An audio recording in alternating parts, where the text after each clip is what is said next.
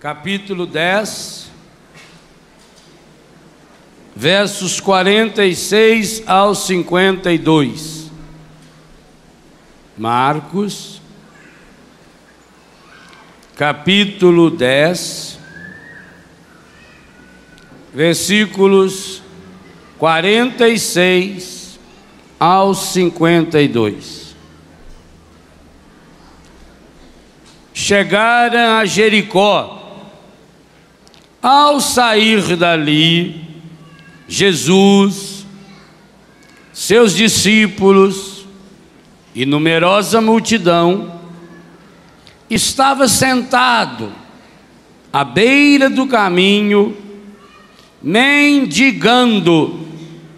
Bartimeu, que era cego, filho de Timeu, sabendo que era Jesus de Nazaré, começou a gritar: Jesus, filho de Davi, tem compaixão de mim. Muitos o repreendiam para que se calasse, mas ele gritava ainda mais alto: Filho de Davi, tem compaixão de mim. Jesus parou e disse: chamai-o. Chamaram o cego, dizendo-lhe: coragem, levanta-te, ele te chama. Lançando fora a capa, o cego ergueu-se de um salto e foi ter com ele. Jesus, tomando a palavra, perguntou-lhe: que queres que eu te faça? Rabone, respondeu-lhe o cego, que eu veja. Jesus disse-lhe: vai, a tua fé te salvou. No mesmo instante, ele recuperou a vista e foi seguindo Jesus pelo caminho. No mesmo instante, ele recuperou a vista e foi seguindo Jesus pelo caminho. Palavra da salvação.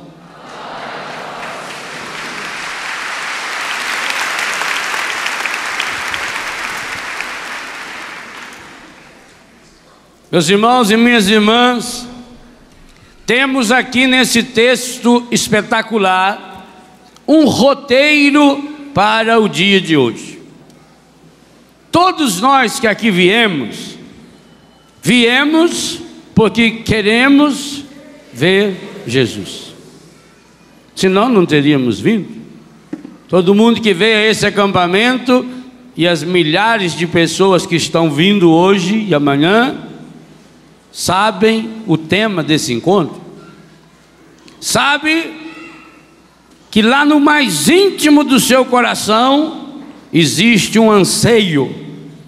Aliás, o documento da CNBB, o documento que explicita esse projeto de evangelização, que eu aconselho cada pessoa a ler, Projeto Nacional de Evangelização para o ano de 2004 ao ano de 2007, aqui dentro desse livrinho de poucas páginas, documento 72 da CNBB, que fala do projeto com esse nome, Queremos Ver Jesus, Caminho, Verdade e Vida, aqui diz duas vezes: esse é o anseio mais profundo do coração humano. Queremos ver Jesus é o anseio mais profundo. Vamos explorar esse tema. É aquele que está escondido lá no mais íntimo dos meus anseios, de todas as pessoas. O documento diz que queremos ver Jesus é o anseio, inclusive, daqueles que não sabem formular essa pergunta, daqueles que não sabem externalizar essa necessidade. e que por isso acabam querendo ver Jesus, ou aquilo que só Jesus pode nos dar, nas coisas e nas pessoas, e não encontram. Por isso, a CNBB lança uma oração. Eu vou rezar aqui só 2 frases dessa oração. A oração do projeto de evangelização, oração que nós vamos rezar muitas vezes nesses próximos 3 anos. É assim: Pai, no início do 3º milênio, queremos ver Jesus, caminho, verdade e vida. Você pode rezar isso já comigo, já dá de decorar. Pai, no início do 3º milênio, queremos ver Jesus, caminho, verdade e vida. Então a primeira frase da oração diz o nosso desejo. Qual é o nosso projeto? Queremos ver Jesus, caminho, verdade e vida. Primeira frase dessa oração mostra o nosso anseio. E qual é o nosso anseio? Queremos ver Jesus, caminho, verdade e vida. Segunda frase faz um grande pedido, que eu penso que deveria essa segunda frase ser a grande oração desse acampamento. O grande pedido que nós fazemos, parece que quem escreveu isso aqui não foram os bispos do Brasil. Se entregasse essa oração para você num papelinho, você ia dizer: isso aqui é coisa de Padre Jonas, Padre Léo, isso aqui é coisa de carismático. Mas não, é dos bispos, está aqui, ó. Quando você achar esse documento nessa cor, com essa faixinha aqui, pode comprar. É documento oficial da CNBB, Conferência Nacional dos Bispos do Brasil. Sinal de que os bispos do Brasil bolaram essa oração, aprovada, obviamente, por sua santidade o Papa. Olha qual é o pedido que faz, depois de explicitar o anseio. Qual é o mesmo anseio? Caminho, verdade e vida. Cada um desses termos são importantíssimos. Depois que explicita o anseio, vem o primeiro grande pedido. Significa, esse pedido que virá é aquilo que vai possibilitar que a gente veja Jesus, caminho, verdade e vida. Dai-nos pela ação do Espírito Santo. Dai-nos a graça de um encontro pessoal com o Cristo vivo.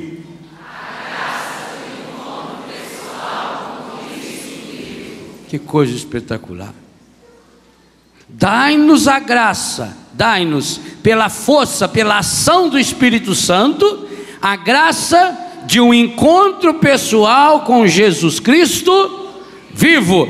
Meus irmãos e minhas irmãs, essa frase também não é dos bispos do Brasil.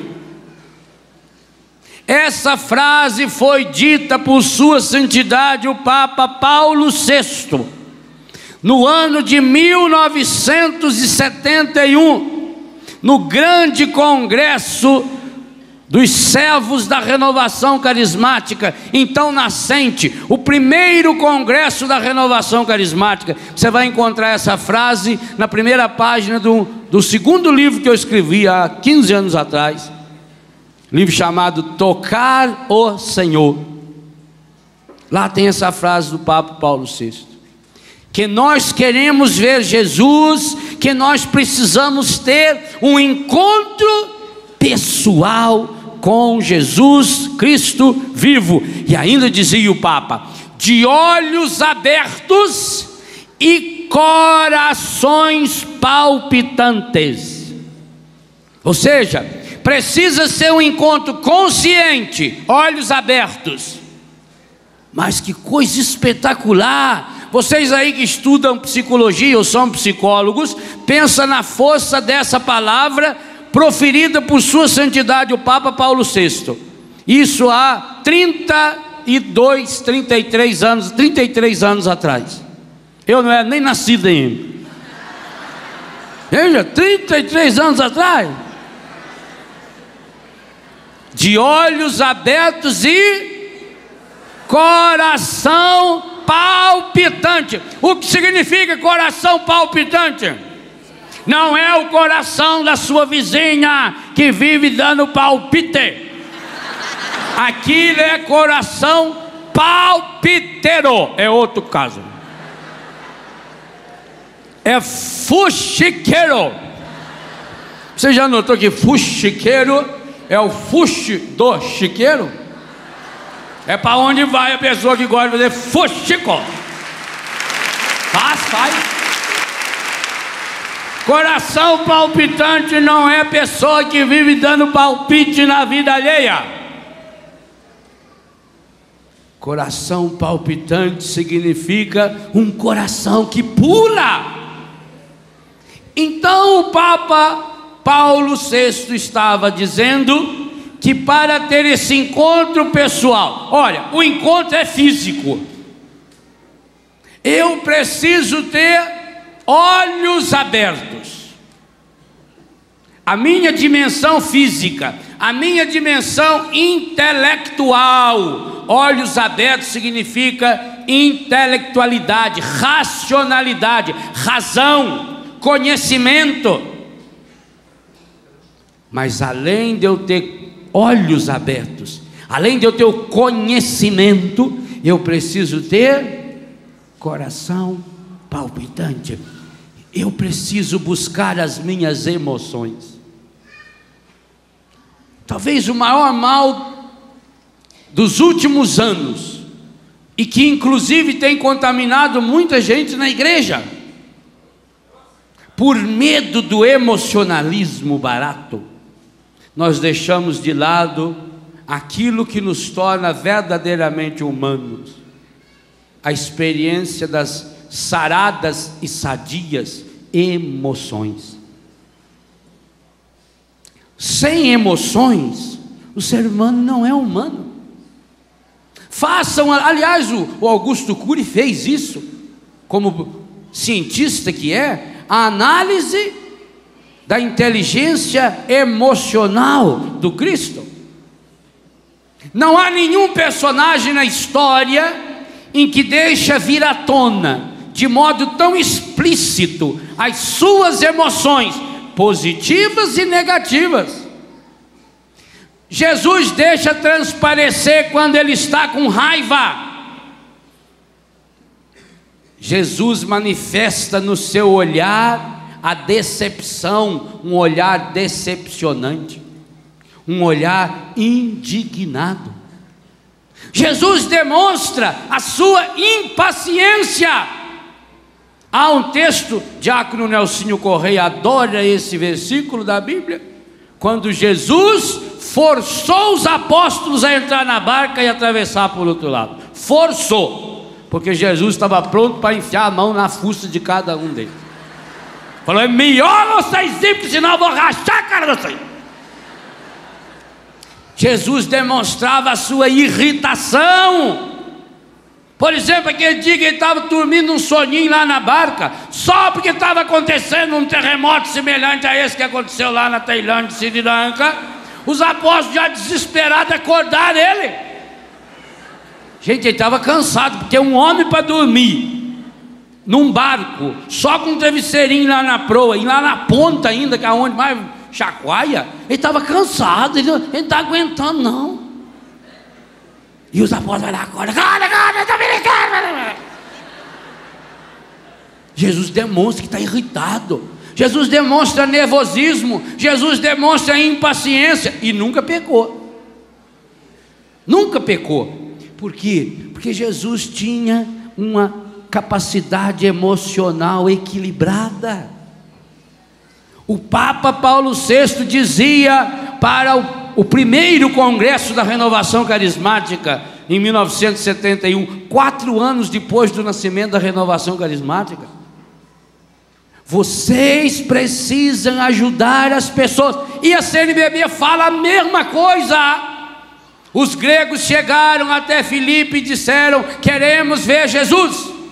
Filipe foi até André, André e Filipe foram até Jesus. Que coisa fantástica!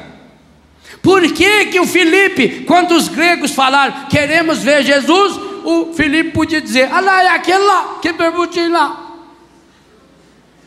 É claro que o desejo, o anseio deles, não era queremos ver Jesus, dar uma espiadinha nele não, tirar um retrato dele não. Entendeu muito bem Filipe, que esse ver é o ver do Evangelho de São João, é o experimentar, é fazer um encontro pessoal, um encontro íntimo, de olhos abertos e corações palpitantes. E aí Filipe descobriu uma coisa que você precisa descobrir também. Ele não tem condições de sozinho levar ninguém até Jesus. Você também não tem, eu também não tenho. É trabalho em parceria. Quem agora está em casa, está me vendo, não imagina quantas pessoas estão aqui à minha volta, a começar dos cameramans, não é? Para que essa palavra, o microfone, o pessoal que está aqui no som, o pessoal que está lá embaixo na ilha, e em quantos outros lugares, jogando para o satélite. Filipe descobriu sozinho, eu só consigo ir para o inferno. E aí que coisa interessante, quem que Filipe vai procurar? Como é que chama o apóstolo que Filipe procurou? Por que que ele procurou o André? Um apóstolo quase que de quinta categoria. André fala dele que ele levou Pedro até Jesus e mais nada. Não era um apóstolo de gabarito. Por que será que o Filipe foi procurar o André? Porque eles eram conterrâneos. Os laços humanos. Ele logo naquela hora, porque os gregos chegaram para ele e falaram: Senhor, nós queríamos ver Jesus. O Filipe percebeu. O desejo deles não é pura e simplesmente olhar Jesus de longe, senão é muito fácil só mostrar para ele. É só dar uma informação. Não tem a história que o pessoal chegou lá no velório, aquele tanto de gente no velório, perguntaram para um bêbado: quem que morreu aí? Falou: aquele que está lá no caixão, que deitado lá. Não era esse o sentido da pergunta? Também não era uma informação que não correspondesse à verdade. O padre começou a fazer o sermão do sepultamento do homem. Aqui está um honrado pai de família, um modelo de cristão, pai de longa experiência, homem de uma fidelidade estranha. A viúva cutucou o filho e falou: olha lá se é o seu pai mesmo que está no caixão. Seu cara de fundo. O Filipe viu na pergunta dos gregos, no pedido dos gregos, algo que ia além da sua capacidade humana. E nessa hora, o que falou forte ao coração de Filipe? Os laços familiares, o contexto em que ele vivia. Meus irmãos e minhas irmãs, nós precisamos de pessoas que passaram pela mesma experiência que nós, para ajudar-nos a sair dos buracos. Eu vivo em Betânia, e aliás esse texto precede Betânia. O texto, queremos ver Jesus, João 12, acontece logo depois que Jesus sai de Betânia, naquela semana que ele está indo e voltando de Betânia a Jerusalém, a última semana da vida de Jesus. Eu vivo numa comunidade de Betânia, por quê? Porque lá, todos nós que moramos lá dentro, um dia já fomos usuários de droga. Então, a gente acaba se ajudando. Quando a gente encontra um filho que está numa situação difícil, numa situação de angústia, numa situação de tristeza, a gente partilha com ele aquilo que a gente já experimentou. E Deus vem e transforma essa experiência humana em graça divina. Exatamente o que acontece aqui nesse contexto. Para entendermos bem esse itinerário, observe o esquema desse trechinho do Evangelho que nós lemos. O Evangelho é situado. Jesus está saindo de Jericó e está indo para Jerusalém, vai fazer uma parada em Betânia. Primeiro vai fazer uma parada em Betfagé. Os 4 evangelhos contam a mesma história. Para em Betfagé e diz para os discípulos: vão na aldeia que está aí em frente, Betânia, e tome lá, pegue lá um burrinho que está assim, assim assado, que eu vou entrar com o burrinho em Jerusalém. É esse o contexto. Na saída de Jesus de Jericó para Jerusalém, uma estrada perigosíssima, lá onde está a parada hoje ainda, a parada do bom samaritano, porque como era uma estrada muito perigosa, muito cheia de curva, muito cheia de grutas, de pedras no deserto, ficavam muitos bandidos escondidos ali para assaltar as pessoas. Jesus ia fazer essa travessia. Jesus ia sair de Jericó, a cidade mais antiga do mundo, no lugar mais baixo da terra, ao lado do Mar Morto, 393 metros abaixo do nível do mar, e ia subir para Jerusalém. Os alvoroços da passagem de Jesus. Gente, não pense, quando a gente falar em Jericó, não pense numa cidade igual São Paulo. Quando nós falamos em Jericó, nós estamos pensando num lugar mais ou menos igual Biguá. É um lugarejo que tem uma rua principal. Tanto que o Zaqueu, quando viu que Jesus estava vindo e não conseguiu enxergar, já sabia onde ele ia passar. Não é que Zaqueu tinha um mapa astral de Jesus, não. É que Zaqueu sabia que Jesus não ia voando, e para ir andando só tinha uma estrada. Ora, bora. Quando só tem uma estrada, você não fica em dúvida qual pegar, não é verdade? Pessoa lá na roça, por exemplo, é muito fácil. Agora, corre o risco. Eu tive um parente meu que foi acidentado, atropelado em São Paulo, porque lá na casa dele, quando ele saía para atravessar a estrada, a mãe falava: olha, meu filho, presta atenção, olha para cima, olha para baixo. Chegou em São Paulo, ele olhou para cima, olhou para baixo, não tinha nada e foi. Avenida 23 de Maio, aquele tanto de carro atropelou, coitado. Mas quem que manda ser burro? Então, quando tem só uma estrada, querido Bartimeu, na verdade significa Juninho, filho do Timeu, Bartimeu, filho do Jonas, Jonas, B-A-R, quase a mesma coisa de boteco nosso, mas não é boteco não. Esse B-A-R, na Bíblia significa filho. Então era o Juninho, filho do seu Timeu. Por que ele estava lá na beira da estrada? Por que ele foi parar lá, logo naquele lugar? Ele sabia que Jesus ia passar ali? Não. E por que ele estava ali então? Pedindo esmola. Você vai pedir esmola? Até ele é cego, mas não é burro. Ele vai pedir esmola lá no meio do mato, onde não tem ninguém? Não, ele vai pedir. Isso, cego não é besta, ele escuta. Pelo zum, o cego sabe direitinho quando está vindo gente. Você pode ver de longe, você olha, o ceguinho está sentado lá na beira da estrada com a panelinha dele, ele está quietinho. Aí escuta o tropé seu, aí começa a te apoiar: Esmolinha, ajuda o ceguinho. Normalmente eles deixam uma moedinha dentro para jogar, para fazer barulho, né? Esmolinha, ajuda o ceguinho. O cara, para aprontar com o cego, pegou a moeda na hora que ele jogou. Aí o cego jogava de novo, falava: nossa senhora, será que eu fiquei surdo também?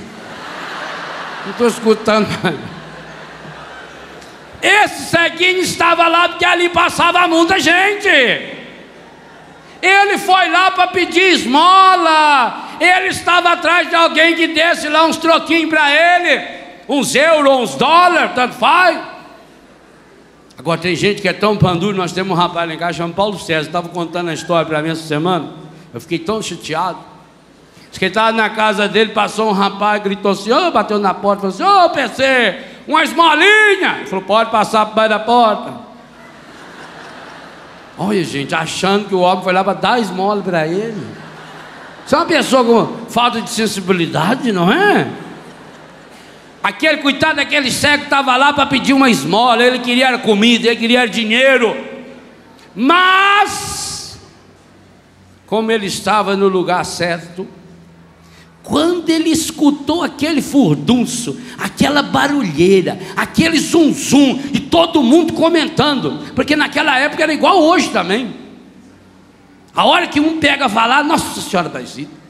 Tem gente que vem em acampamento só para atazanar os outros, que só sabe falar, fazer duas coisas: conversar na hora errada e andar na hora errada.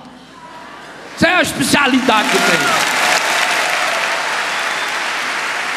Espera 2 horas para começar a pregação, a oração, pois a hora que começar ele vai levantar com a cadeira para ir para o outro lado da alguém. João 12 já diz: antas sempre tereis entre vós. A tradução é minha, mas o original está lá. É uma tristeza.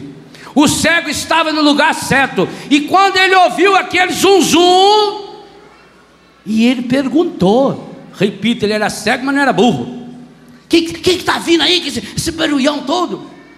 É o imperador? Eu falei: não, é Jesus. Jesus? Ah, é aquele que estava na casa do Zaqueu, é aquele que curou os 10 leprosos. Ah, é ele, rapaz. Aí o cego ficou ali, suntando. Quando ele percebeu que o furdunço estava perto dele, o que ele começou a fazer? Vou dizer uma coisa a você que eu já disse em outras palavras nesse rincão umas 50 vezes. Enquanto a sua oração não se transformar num grito, Deus não vai ouvir. Porque aí ainda não é a necessidade.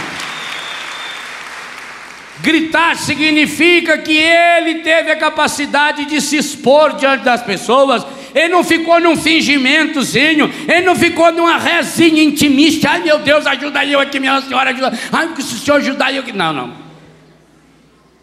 Ele tem a coragem de se expor.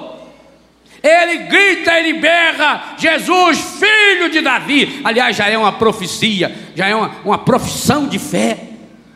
Tenha piedade de mim. No que ele começou a gritar, o que as pessoas começaram a fazer? Cala a boca, rapaz, fica quieto. Atrapalha, não. Não adianta fazer isso para o cego. Ele não vê? Se ela cutucar, cala a boca.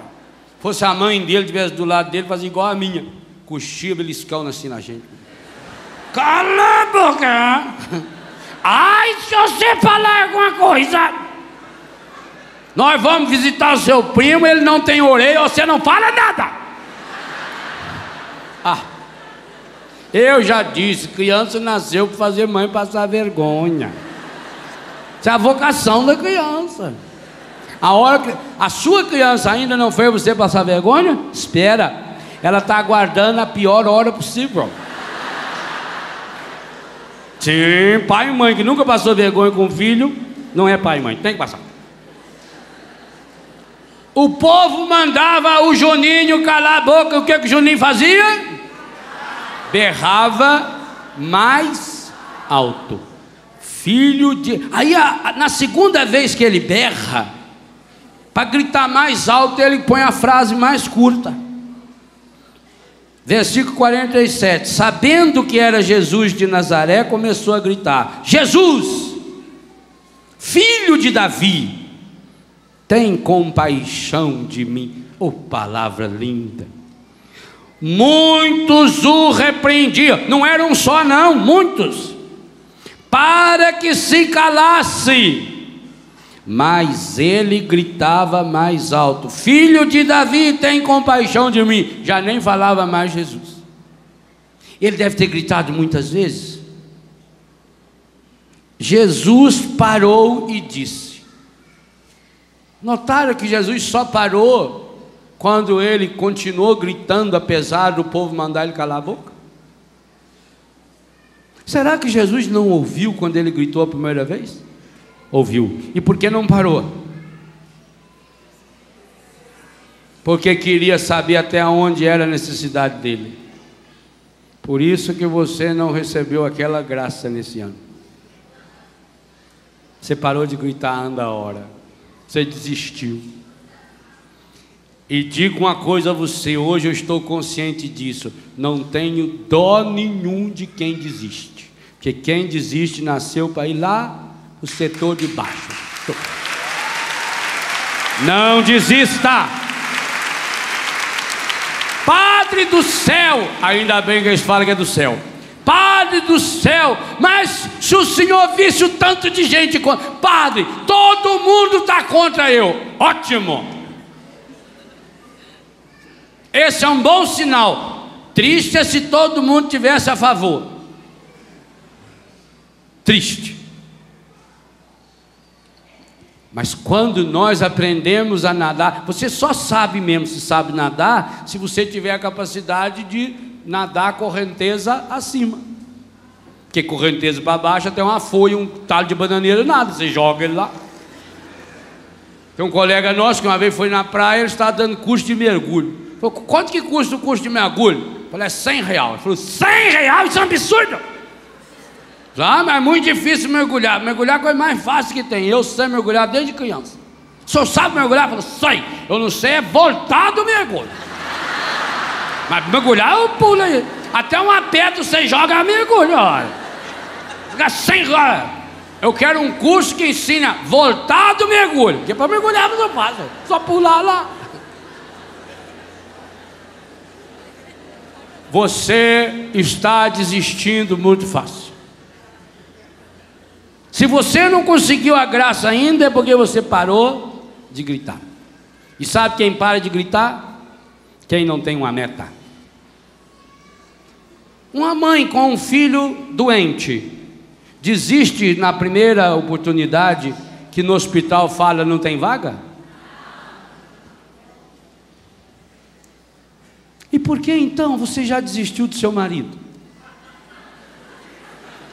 Por que você desistiu de sua mulher? É o IBGE que está dizendo, não sou eu não? Não sou eu que estou falando. Pior, está no jornal Vale Paraibano de ontem. Pessoal do jornal Vale Paraibano, depois manda a minha comissão, por favor. Pode ser aqui para a Canção Nova hoje, para nós fechar a campanha. Vale Paraibano de ontem, um cantinho de página lá no meio do jornal. Pesquisas do IBGE, Instituto Brasileiro de Geografia e Estatística, afirmam que, na última década, triplicou o número de pessoas que não acreditam em Deus. O estado do Rio de Janeiro, seu estado, Maria Lúcia, 15,5% da população do estado fluminense afirma que mudou de religião. 15,5% da população assume que hoje é evangélico num dos vários ramos das igrejas evangélicas. Isso não me entristece. Me entristece saber que 15,5%, o mesmo percentual, no estado do Rio de Janeiro, afirma que não acredita em Deus. 15,5%. No Rio de Janeiro, é o número mais elevado do Brasil. No Brasil inteiro, se não me engano, 7,9% ou 9,7%. Que aí minha cabeça também não é computador. Então vamos colocar 8%, que é a média. Mais baixo ainda.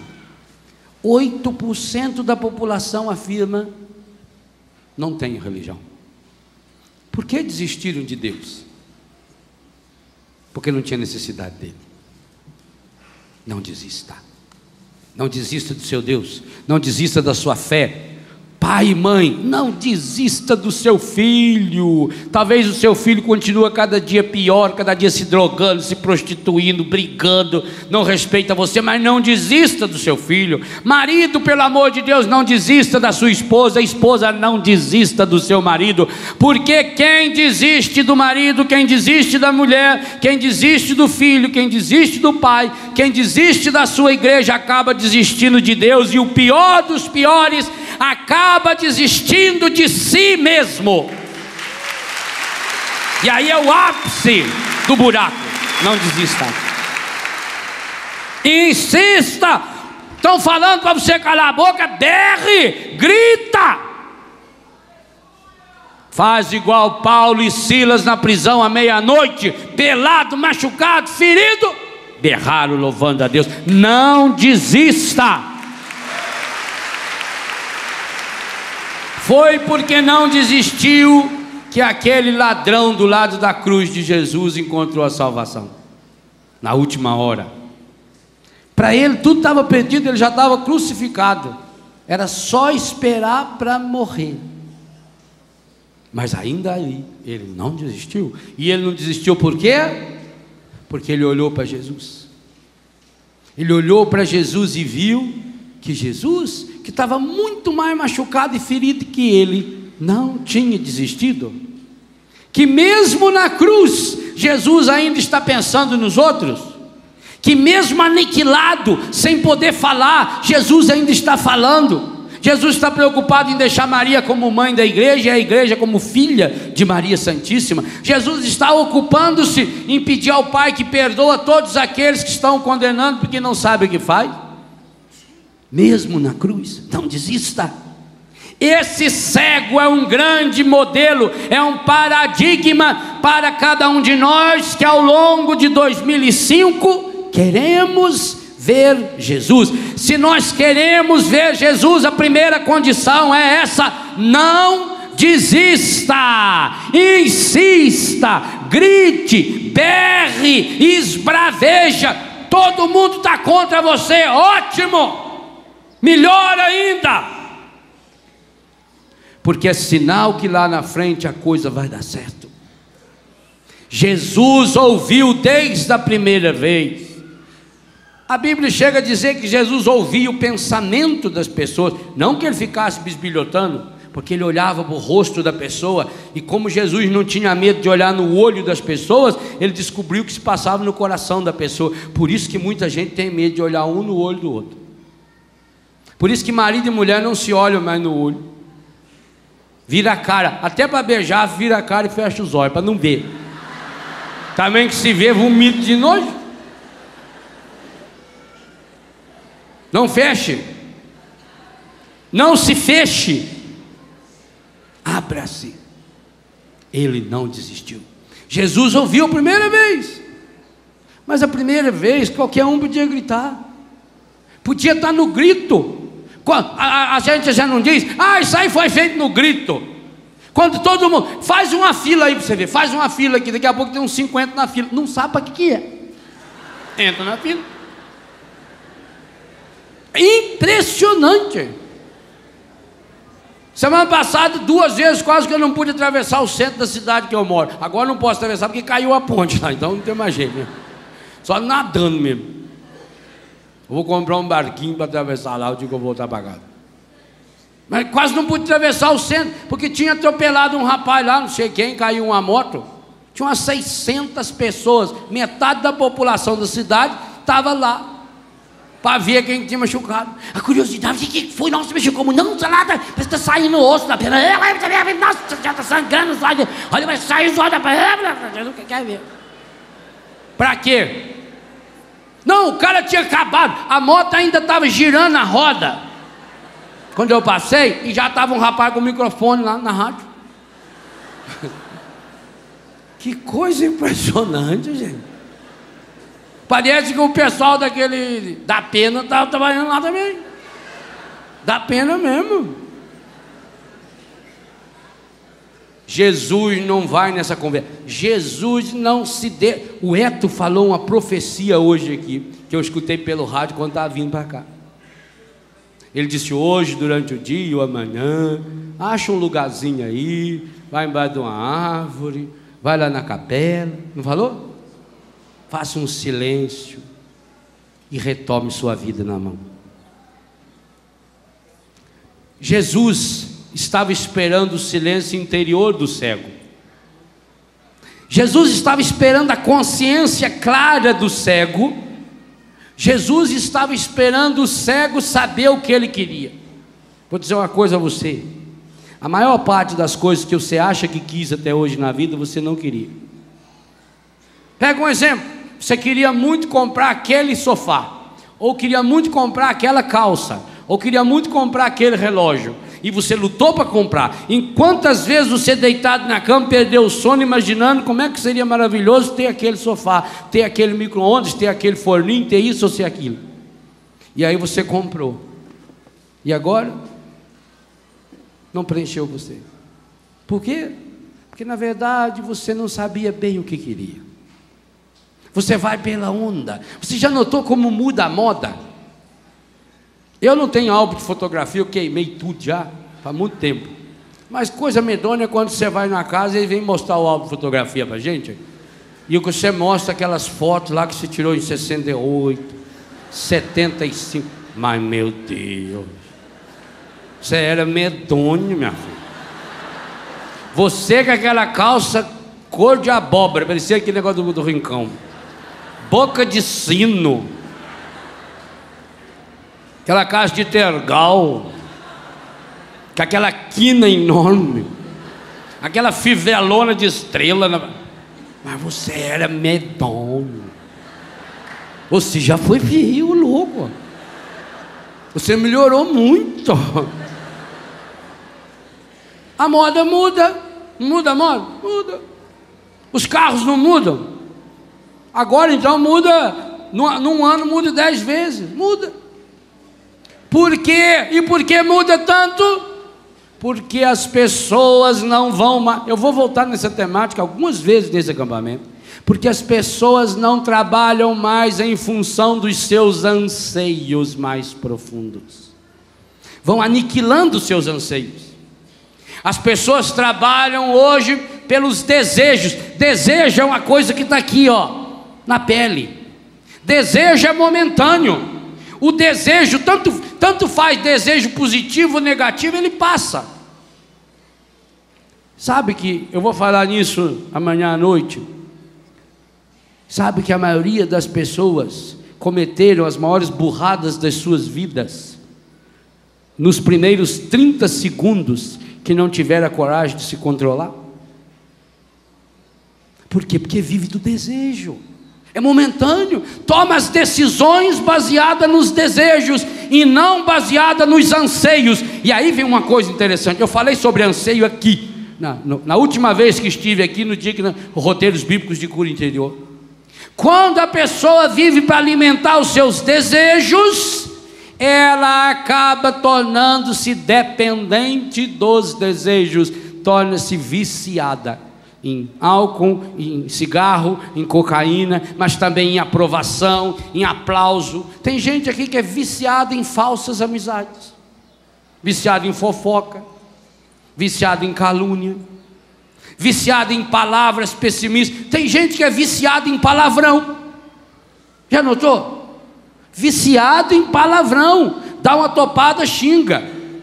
Vai elogiar, xinga.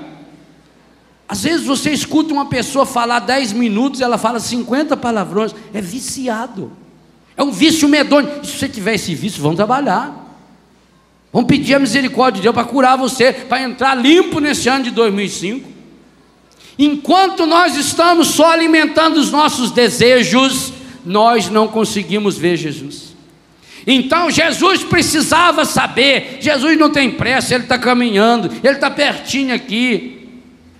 Jesus sabe que um dia para Deus é como 1000 anos feito um dia. Para Deus não tem tempo. Jesus sabe que hoje, amanhã e ontem não muda nada, que só vai mudar é o calendário. De hoje para sábado vai mudar o quê? O calendário. Estamos em 2005, e pior que a gente acredita nessa imbecilidade. Não muda nada. O meu carro já tem escrito lá no papelzinho dele que é 2005. Mas que jeito que é 2005, se nós estamos em 2004 ainda? Foi feito em 2004, comprado em 2004, acabei com ele em 2004, mas já é 2005. E tem gente que acredita que está escrito no papel 2005, mas deixa de ser besta. Pare de ser burro. O jornal de domingo sai no sábado. E você compra no sábado, está escrito domingo. E tem besta que acredita. Então compra, mas não pode ler. Leva, deixa em casa, amanhã você lê. Amanhã é domingo. Pare de ser besta. Jesus queria ver até que ponto o desejo daquele cego iria se transformar num anseio. E Jesus finge que não escuta. E aliás, Jesus gostou, porque a turma do encardido que tem sempre, você também tem isso perto de você, e às vezes você é dessa turma. A turma do fica quieto, a turma do desiste, está sempre pronto. Quem não tem uma meta está sempre pronto para atazanar a vida alheia. A pior espécie de pessoa que existe não é a pessoa que comete muitos erros, não é assassino, não é prostituta, não é isso e nada. A pior espécie de pessoa é o tipo fariseu. Quem não tem um anseio não quer que o outro tenha anseio. Então tem gente que é especialista em transformar anseios em desejos, diminuir. Você tem anseio dentro de você, você tem aquela sede de Deus dentro de você, você é igualzinho àquele cego, você é igualzinho àqueles gregos. Nós queremos ver Jesus, eu quero ver Jesus, eu quero uma vida que vale a pena, eu quero coisas grandes para mim. Esse é anseio, aquele sonho que ficou escondido lá dentro do seu coração, isso é anseio. Mas você acreditou nos desejos que o mundo disse para você, desejo de momento. Quando um rapaz e uma moça se encontram pela primeira vez, me lembro quando eu era adolescente, tinha uma cavalona que estudava de tarde, nós cruzava final da escola. O dia que eu não via aquela menina, nossa, mas o dia que eu via, o dia que ela olhava para mim assim, dava aqui só,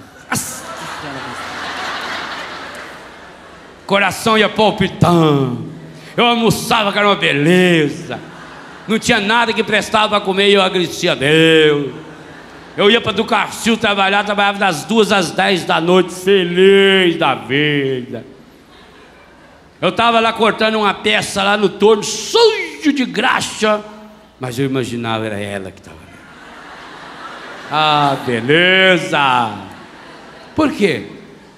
Porque o que faz um rapaz olhar para uma moça olhar para o rapaz, o que faz você segurar na mão e tremer, que é uma coisa medonha, arrepia, os ossinhos da coluna vão um dando os parabéns pro outro, parabéns, não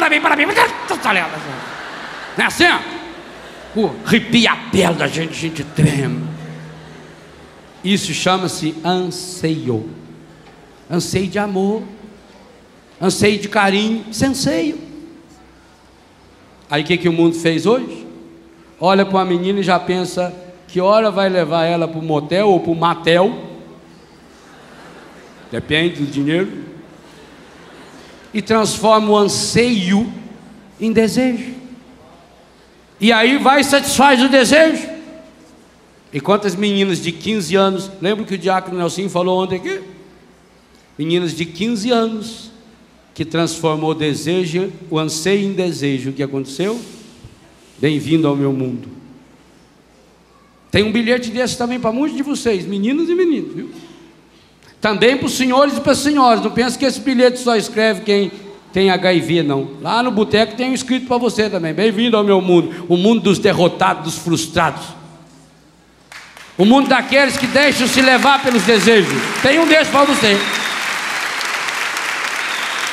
Transforme os seus desejos em anseios, porque quando nós transformamos anseios em desejos, em pouco tempo os desejos se transformam em vícios.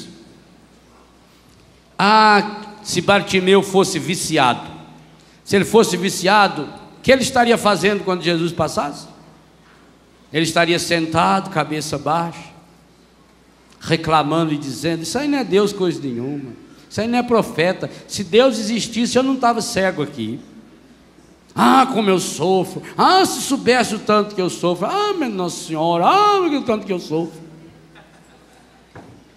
Mas ele não tinha transformado anseio em desejo, ele não deixou que transformasse os desejos no vício, o vício da lamúria, o vício da reclamação.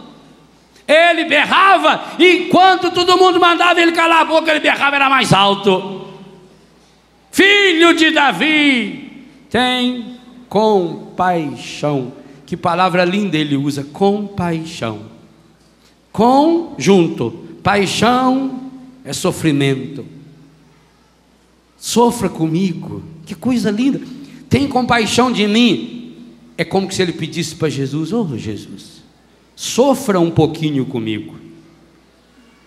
Mas que coisa fantástica. Parece que Jesus não era muito delicado à primeira vista, porque se tem um cego berrando lá, seria a minha delicadeza? Eu, como uma pessoa delicada, por exemplo, fosse eu que tenho uma delicadeza, que é uma coisa esplendorosa, o coice de um jumento é mais delicado que eu. Mas pensa bem, isso é eu. Agora está lá o ceguinho sentado lá na beira, com aquela capona enorme nas costas. Qual seria, na lógica humana, o procedimento correto de Jesus? Imagine se Jesus fosse um deputado em campanha política. O que ele iria fazer? Jesus iria até ele. Não é a lógica? Pensa comigo. O cego está lá, não sabe para onde ir,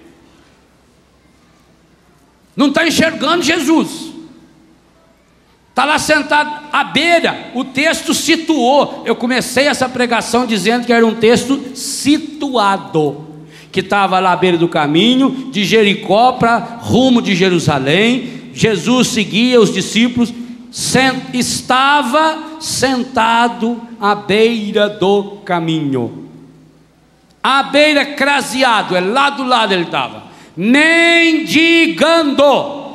Ele estava lá fazendo algo, mendigando. Bartimeu, que era cego, estava lá. A lógica é Jesus ir até ele. Quando a gente pensa numa pastoral assistencialista, é assim. Muitas assim, me desculpe, senhoras mães e senhores pais, muitos de vocês erraram e alguns estão errando até hoje na educação dos filhos, fazendo aquilo que eles podem fazer. Amar não é você carregar no colo quem sabe andar. Quem sabe andar não deve ser carregado no colo, a não ser que esteja machucado. Amar é você empurrar a pessoa ou puxar, e muitas vezes amar você empurrar ela na beira da ribanceira para ver se ela pega resistência. Quantos de vocês estão fazendo todas as vontades do filho? O filho está lá e larga aquele prato de comida cheio, 5 minutos depois ele pede danoninha, a senhora dá. Depois não declara que não tem dinheiro para pagar tanta conta, porque faz o que quer. Criança que hoje chega 10, 11 horas da noite, está lá assistindo televisão, eu quero. Se desligar ele fica uma fera. O senhor aqui do cursinho, o senhor aqui do cursinho. Eu não tenho dó não tenho pena nenhum. Jesus não alimenta o comodismo. Se você quer um encontro com Jesus, se você quer ver Jesus, saia do seu comodismo. Porque se Jesus fosse lá na beira do caminho, passar a mão na cabeça do cego, o cego ia se conformar, inclusive ia ficar muito feliz de ser cego, ia dizer: ai, foi por Deus que aconteceu essa desgraça comigo, porque se eu não fosse cego, Jesus não tinha saído do meio daquela multidão e veio até eu. Ai, eu fiquei tão feliz da vida. E ele ia esquecer que ele queria era ser curado. Ele ia gostar da cegueira, como alguns de nós gostamos da cegueira. Tem muita gente aí que é doente porque gosta de estar doente, porque só quando está doente é que o marido dá atenção, a mulher dá atenção, o filho dá atenção, o médico dá atenção. Tem gente que vai no médico só porque está precisando de atenção. Aí chega lá, o médico está naquele dia dele, também não dá atenção, ele passa lá. Por isso que toma remédio amanhã, não sara nada. Se Jesus fosse até onde estava o cego estaria sentado lá até hoje, se ele tivesse morrido. Mas pode ter certeza, ele teria saído de lá, outro ocupado no lugar dele, porque até os cegos estão loucos para tomar o lugar um do outro. Porque na sociedade a gente só vive repetindo as coisas. Esses dias eu falei com o Toshio, saímos daqui, o último dia que estava aqui, saímos daqui, fomos para São Paulo. Quando chegamos em São Paulo, a marginal estava entupida lá, trânsito que não andava. Daqui a pouco tinha um rapaz lá com um carrinho vendendo água, refrigerante. 10 metros para frente tinha outro igualzinho, 10 metros para frente outro igualzinho, e assim, vê o sujeito fazer alguma coisa e começa a fazer igual, e nunca tem coragem de descobrir qual é a sua vocação, porque você vive só repetindo, reproduzindo, remedando o que os outros fazem. Jesus não vai sustentar acomodados, Jesus não atende oração de gente acomodada.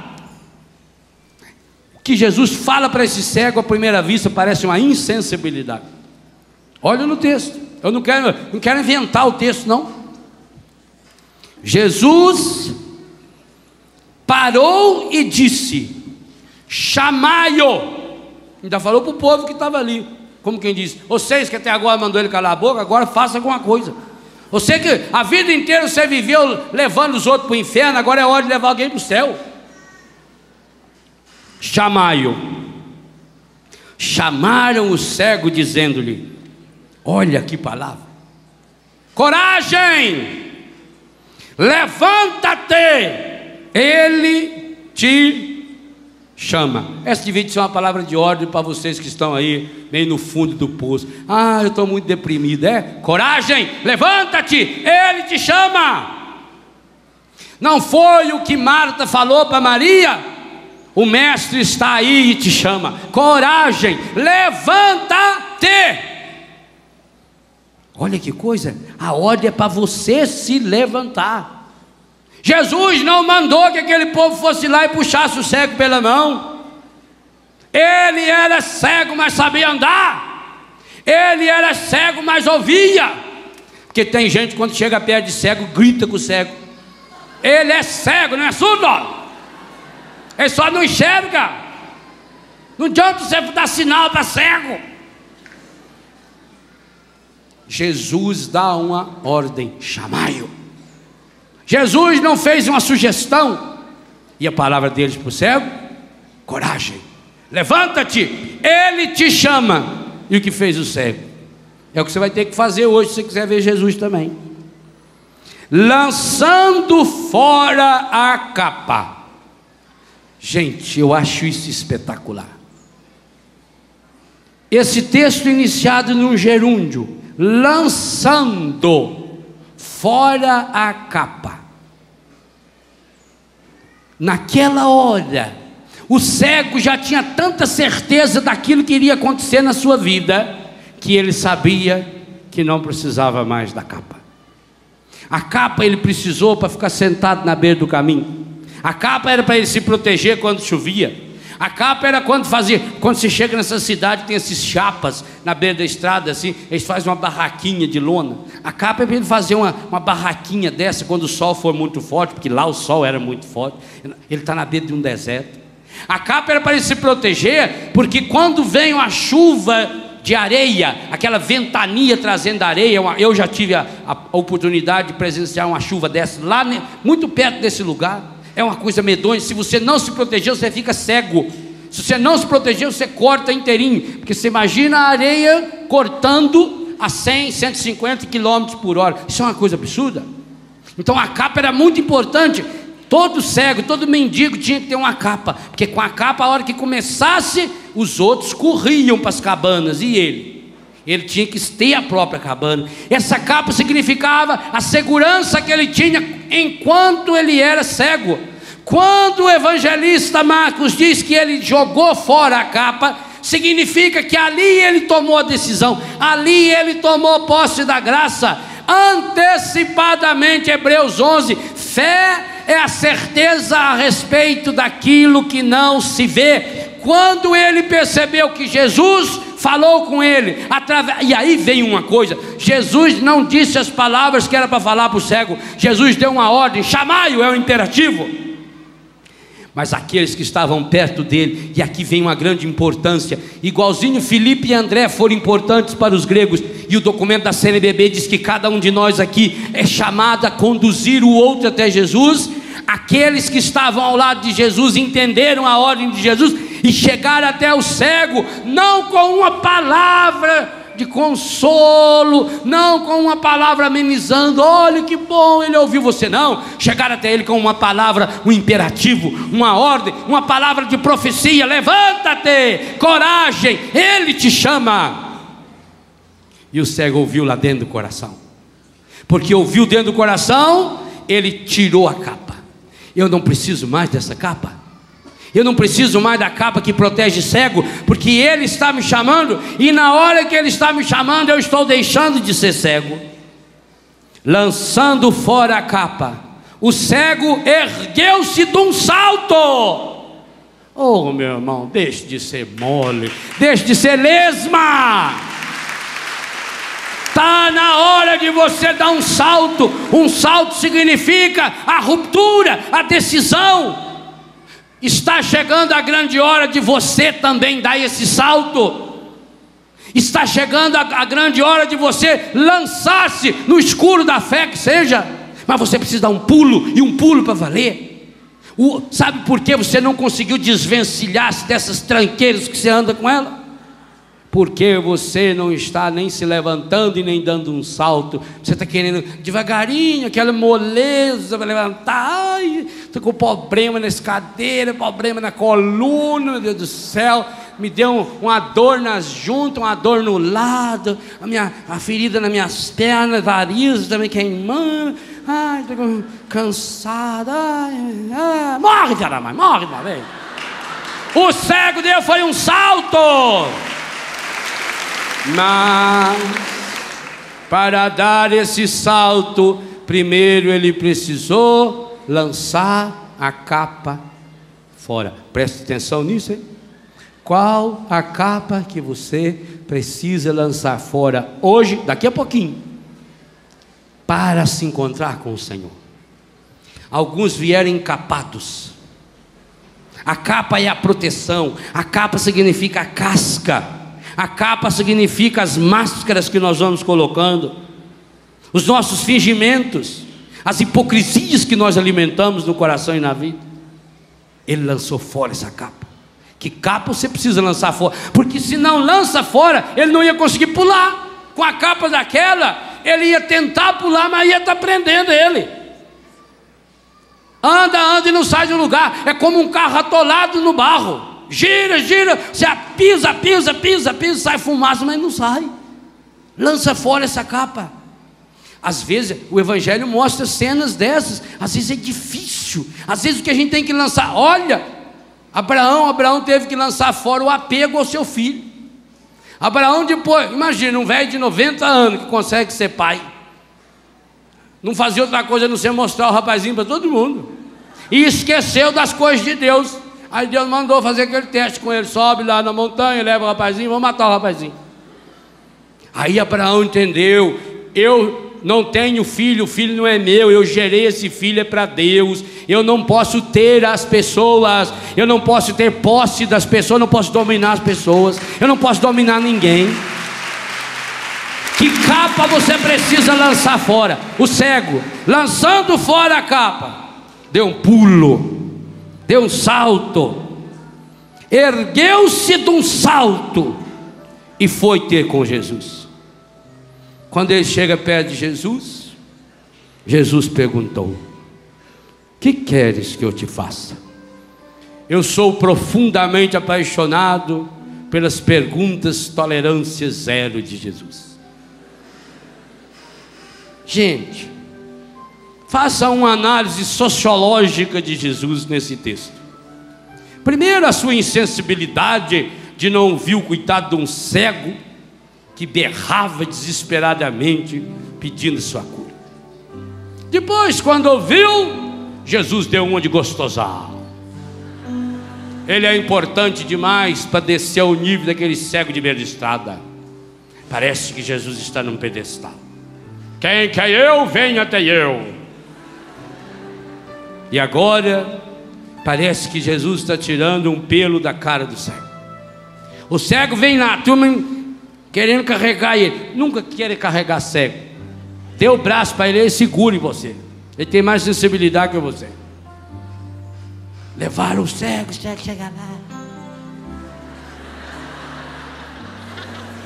Jesus olha nele: que queres que eu te faça?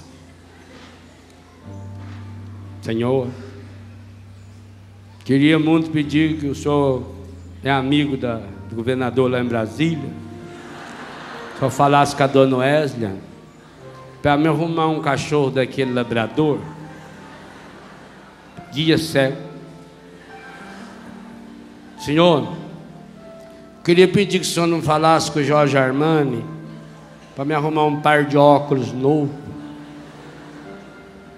Eu queria muito ganhar uma bengala que tivesse sensor na ponta que apita, que a hora que tivesse... O que um cego desesperado, depois de meia hora, quase rouco, está querendo? E por que Jesus faz essa pergunta para ele? Porque que coisa fantástica, espetacular, maravilhosa! Jesus não vai pelo óbvio.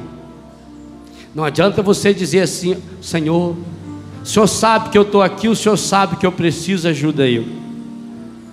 Jesus não trabalha para a Rede Globo, Jesus não faz previsões de futuro, Jesus não se apresenta no Ratinho, Jesus não vai na Mãe de Ná. Jesus não supõe nada, porque Ele é delicado o suficiente para respeitar você.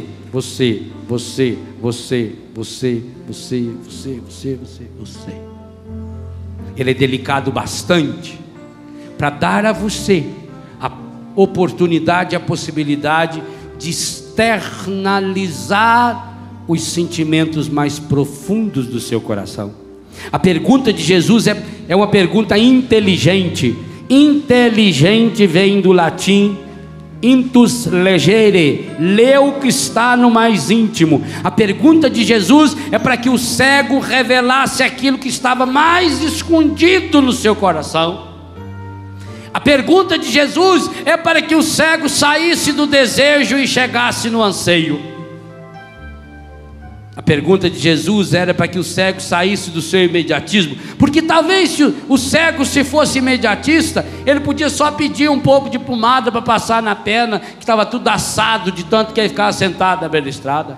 Ou talvez ganhar um creme protetor solar 50, para ele não aguentar mais aquele sol medonho que vai a 45 graus na hora que vem a pique ali naquela beira.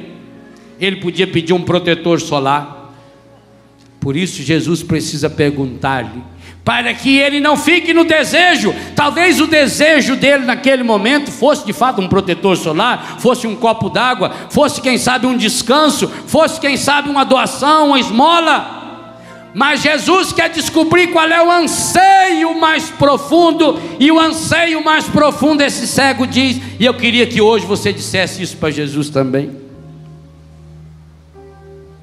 Rabone, mestre, que eu veja. Jesus disse-lhe: vai, a tua fé te salvou. E a prova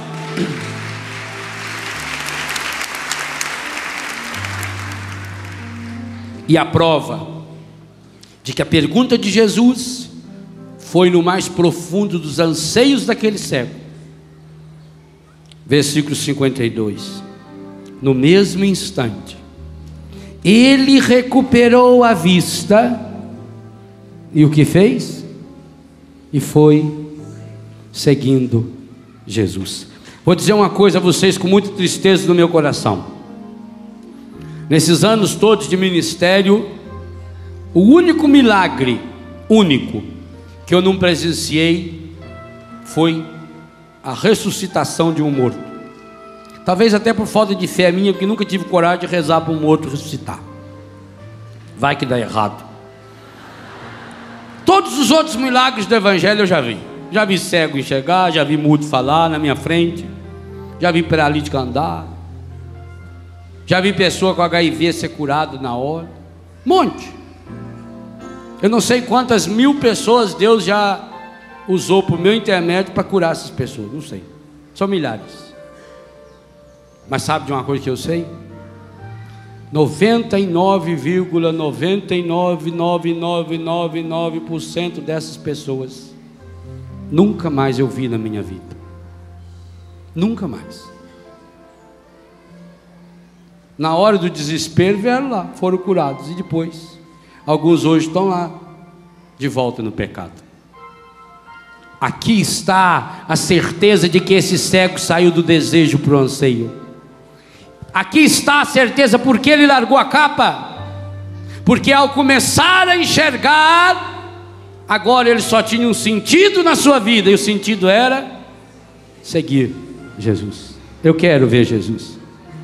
Eu quero seguir Jesus. Sim, Senhor, eu vim a esse acampamento pela grande necessidade que eu tenho no meu coração de um encontro pessoal com a Tua graça. Eu quero, Senhor, ao longo desse acampamento, de olhos abertos e corações palpitantes, nós queremos ver Jesus. Pai Santo, Pai querido, Pai amado, no início desse novo milênio, do terceiro milênio, nós queremos ver Jesus, caminho, verdade e vida. Dai-nos, pela força do Espírito Santo, a graça de um encontro pessoal com Jesus. Sim, Pai, assim como aconteceu para Bartimeu, esse menino filho do seu Timeu, que teve a coragem de largar a sua capa, de dar um pulo, de berrar desesperadamente.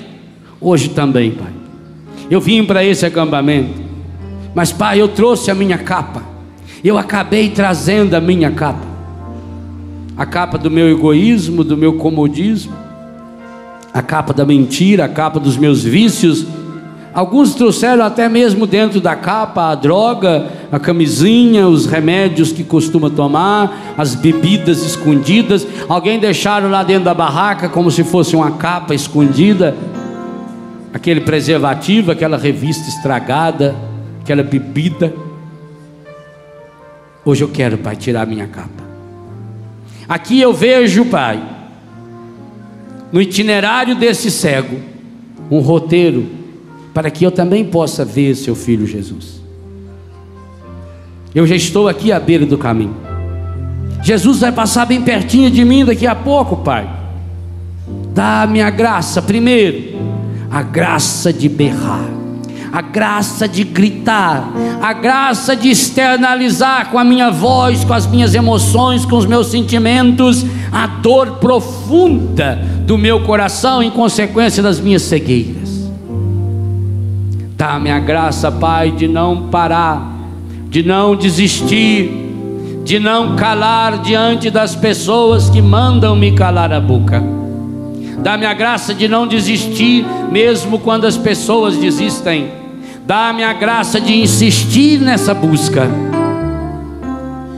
Dá-me a graça de berrar e continuar berrando, mesmo quando parece que o Senhor está indiferente à minha dor, que o Senhor está indiferente aos meus gritos.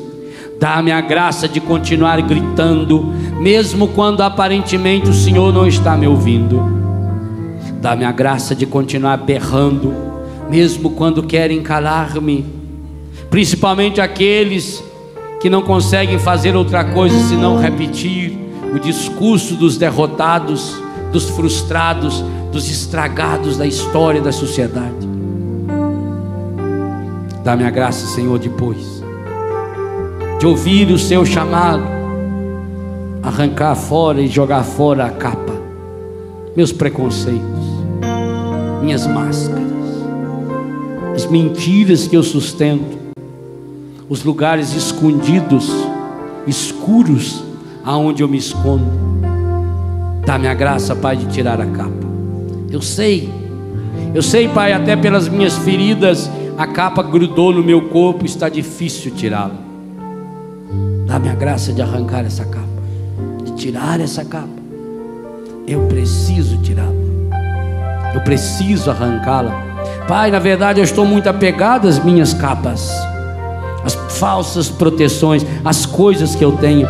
Pai, eu fico completamente irritado, nervoso, agoniada, Quando alguma coisa da minha casa fica fora do lugar, quando alguém mexe nas minhas coisas, Pai, porque eu tenho a minha capa tudo certinho na minha casa, na minha vida.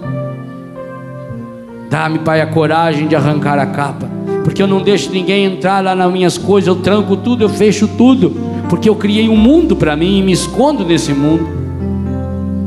E é por isso que eu não consigo enxergar Jesus.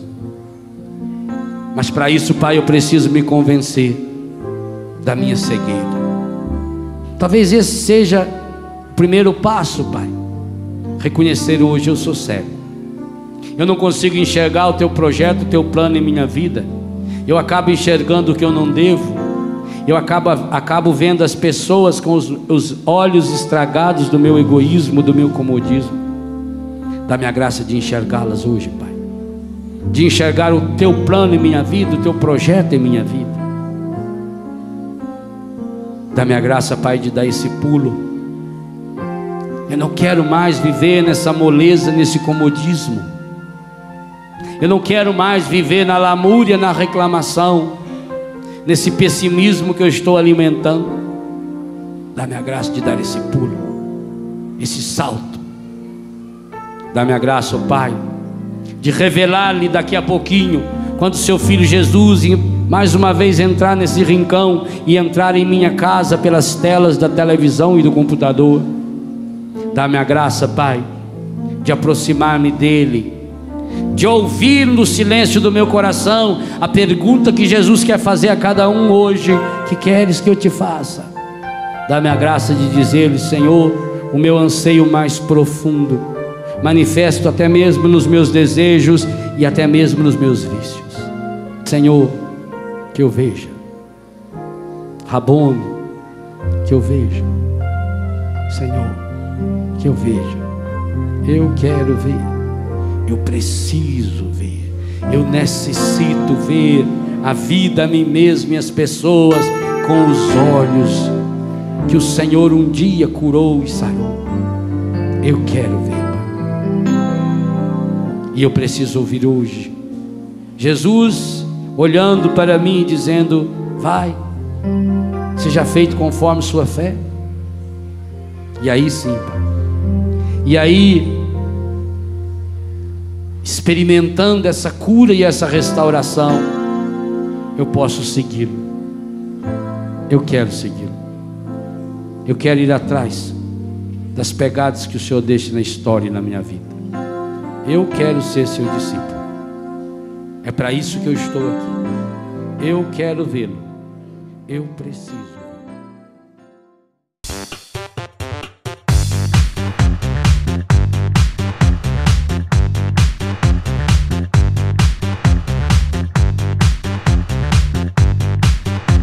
CançãoNovaPlay.com. Assine já!